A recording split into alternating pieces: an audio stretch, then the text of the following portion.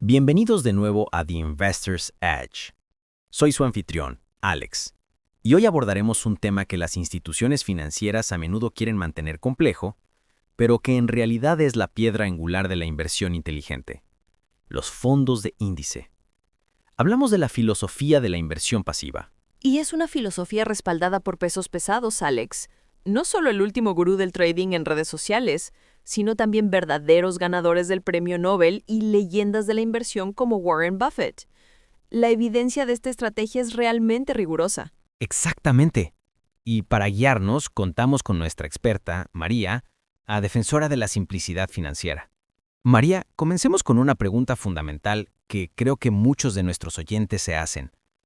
¿Por qué el enfoque tradicional, lo que llamamos gestión activa, está fallando a tantos inversores? Es una gran pregunta, Alex, y se reduce a dos cosas principales: los costos y la gran dificultad de la tarea. Tienes estos fondos activos que cobran comisiones altas, a menudo entre el 1 y el 2%, prometiendo superar al mercado. Pero las estadísticas son brutales. Los informes muestran que durante un periodo determinado de 10 años, una abrumadora mayoría, a menudo más del 80%, de los gestores activos no logran superar su índice de referencia después de tener en cuenta esas altas comisiones. ¡Wow! Más del 80%. Por lo tanto, el alto costo es esencialmente un lastre invisible y brutal para su retorno final a largo plazo. Lo es, y ese es el argumento central a favor de los fondos indexados. Un fondo indexado gestionado pasivamente simplemente tiene como objetivo replicar el rendimiento de un índice de mercado específico, como el S&P 500. No cuentan con un equipo de analistas costosos que intenten adivinar el futuro, por lo que sus costos operativos, el índice de gastos, son drásticamente más bajos. Estamos hablando de entre el 0.03% y el 0.15% para un fondo de índice superior, frente al 1 o al 2% para un fondo activo. Esa pequeña diferencia porcentual se compone exponencialmente. Ese es un punto poderoso. Utilicemos la analogía que proporciona el documento, porque me encantan las buenas analogías. Eso es perfecto, Alex. Piensa en el mercado de valores como una frutería gigante. Un gestor activo está intentando investigar y elegir la mejor fruta, la manzana o la naranja, que más subirá este año. Requiere de mucho esfuerzo y a menudo fracasa. Un fondo indexado, por el contrario, simplemente compra una canasta que es una réplica exacta de las 500 frutas más populares. Si el S&P 500, por ejemplo, tiene el 5% de su valor en Apple, el fondo pone el 5% de su capital en Apple. Literalmente estás comprando una porción de toda la economía. Entonces, en lugar de intentar ser más astuto que el mercado, simplemente estás siendo el mercado. Y eso nos lleva a la ventaja mayor: la diversificación inmediata. Exactamente. La diversificación es el superpoder aquí. Si compras una acción de un fondo de índice S&P 500, inviertes instantáneamente en 500 de las empresas líderes del mundo. Piensa en Apple, Amazon, Microsoft, etc. Si una de esas 500 empresas tiene problemas, las otras 499 absorben ese impacto.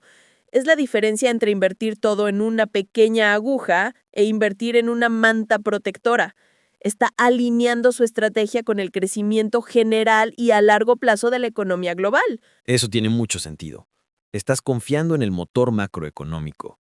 Ahora, tenemos que hablar de Warren Buffett. El hombre que construyó su fortuna con inversiones activas realmente recomienda la indexación pasiva para la mayoría de las personas. ¿Cuál es su famosa frase sobre esto? Es un microphone drop, dijo. Para los no profesionales, invertir en un fondo de índice S&P 500 de bajo costo es, por lejos, la mejor inversión que pueden hacer. Y puso su dinero donde está su boca. En su testamento ordenó que el 90% del dinero que le deja a su esposa se invierta en ese mismo tipo de fondo de índice S&P 500 de bajo costo. Cuando el inversor más exitoso de la historia confía su legado a los fondos indexados, tienes que prestar atención. Ese es el voto de confianza definitivo.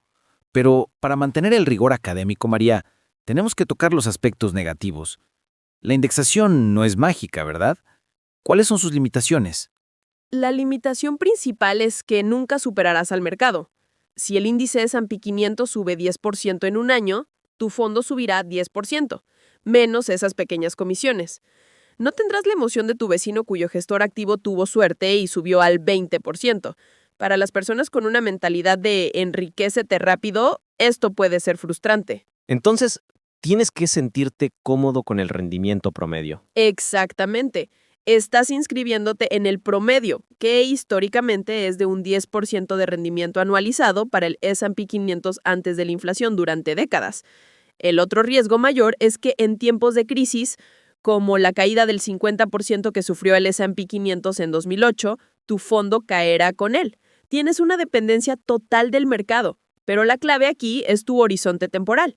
Si tienes una perspectiva de 15 o 20 años, la historia muestra que te recuperarás y alcanzarás nuevos máximos.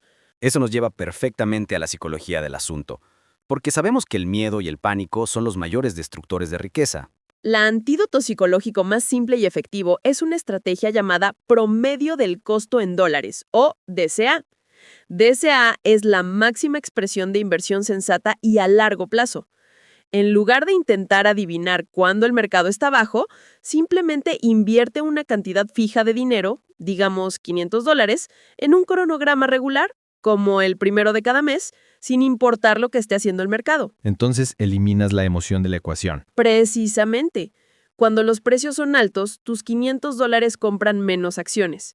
Cuando los precios caen, y esta es la parte poderosa, tus $500 fijos compran más acciones, lo que reduce tu costo promedio a lo largo del tiempo. Me encanta la anécdota sobre la inversora Laura en el material. Cuando el ETF del S&P 500 que poseía bajo de precio en 2022 por la inflación, no entró en pánico y vendió. Ella siguió aplicando DCA, comprando consistentemente. Cuando el mercado se recuperó, su costo promedio era mucho menor, maximizando su retorno. La disciplina siempre superará al pánico. Esa es la verdadera lección práctica para nuestros oyentes. La consistencia es el factor de éxito.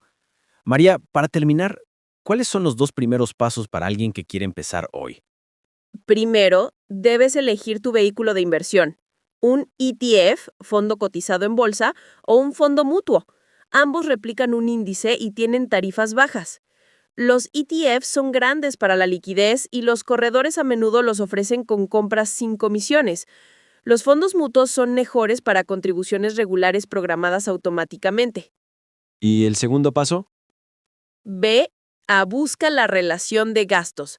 Busca ETFs o fondos mutuos indexados que sigan un índice amplio y diversificado, como el S&P 500 o el MSCI World, y que tengan una relación de gastos inferior al 0.15%.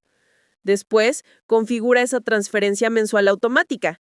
Ese es el acto que transforma tu vida financiera. La simplicidad de los fondos índice realmente es el camino más sofisticado.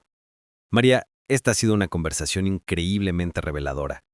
Gracias por desmitificar lo que a menudo parece ser un secreto. Un placer, Alex.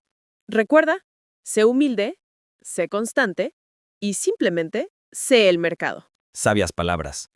Y a nuestros oyentes, gracias por sintonizar The Investor's Edge. Volvemos la próxima semana.